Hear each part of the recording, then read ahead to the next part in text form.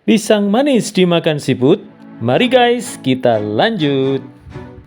Kegiatan belajar 2 psikomoral Kristiani berbasis kemuritan. Kalau tadi yang kegiatan belajar 1 itu kristologi yang menjadi highlight utamanya, kalau untuk kegiatan belajar kedua ini kemuritan. Ada beberapa konsep yang ditawarkan supaya Bapak Ibu bisa jelaskan ulang dalam resume.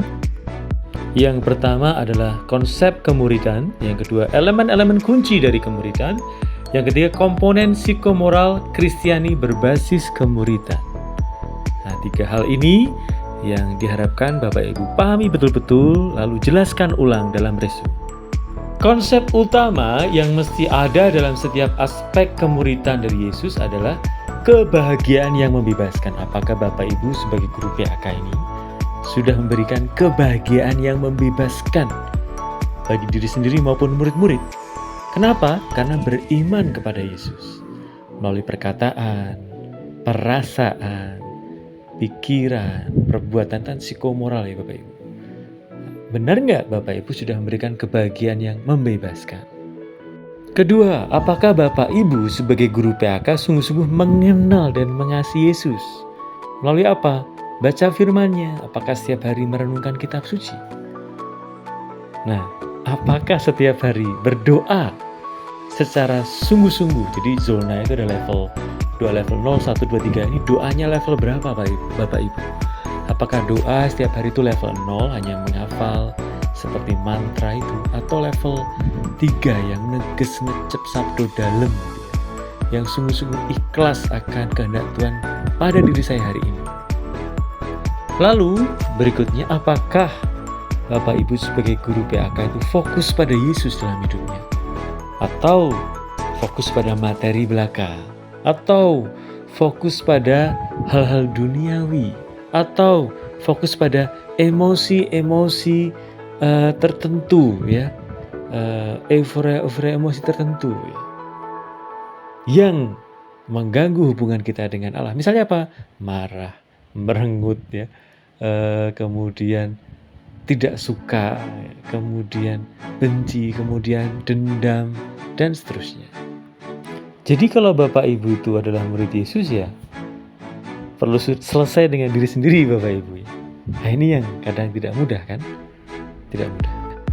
Jadi poin-poin utama di sini, pendasaran kemuritan Kristiani ada pada istilah Kristosentrus atau berakar dalam Kristus, berpusat pada Kristus ya.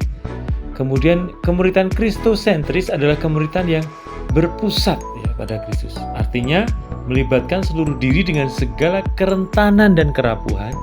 Kedua, menemukan kebenaran dalam Kristus ya. Yang ketiga, komitmen untuk tetap setia kepadanya sampai kekal.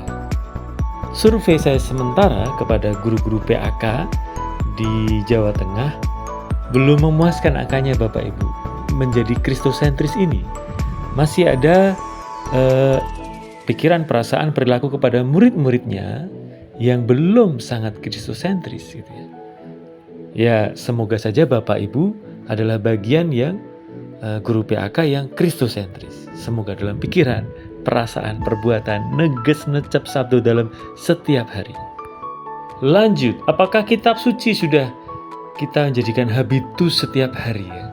Mendalami kitab suci, mendalami sakramen-sakramen tiap hari, doa level 3 setiap hari, komunio bersama dengan umat di lingkungan, kesaksian ya, kerikma pewartaan setiap hari di lingkungan dan paroki. Nah, ini adalah murid Yesus yang kristosentris setiap hari. Kita diingatkan sebenarnya supaya itu semua dilakukan sehingga pembentukan hati nurani kita ini baik ya, sesuai dengan Kristus. Jika itu terjadi, maka hati nurani kita itu sesuai dengan hati nurani Kristus. Lalu apa yang terjadi? Kita menjadi garam atau sedikit terang ya, bagi paroki, lingkungan, gereja, masyarakat di sekitar kita. Karena kita mewartakan Yesus. Indikator yang jelas ketika kita mampu menjadi terang, sedikit terang bagi masyarakat kita itu kalau murni dan taat pada hukum Tuhan. Murni artinya hati kita itu murni menjaga kesucian. Seksualitas kita juga digunakan sebaik-baiknya untuk memuliakan Allah, gitu. Bukan melecehkan Allah dalam diri. Taat, kebebasan dan tanggung jawab kita itu juga sesuai dengan kebebasan dan tanggung jawab Tuhan Yesus. Jangan sampai kita punya harta atau kedudukan atau posisi yang baik dan kita punya level kebebasan tertentu, lalu kita menjadi semena-mena pada orang lain, kepada murid kita, apalagi murid kita yang lemah. Lalu apakah kita juga sudah melakukan pertobatan ya, atas dosa-dosa kita ya, dan meminta murid kita juga untuk bertobat? Ini indikator guru PAK yang kristologis, yang psikomoralnya Kristiani, berbasis pada Kristus. Godong klaras kain buntel cengkeh, mugi jenengan seger waras duitnya oke. Ya amin ya. Tapi jika jenengan uangnya banyak ya sumbang gereja untuk kegiatan karitatif gitu ge.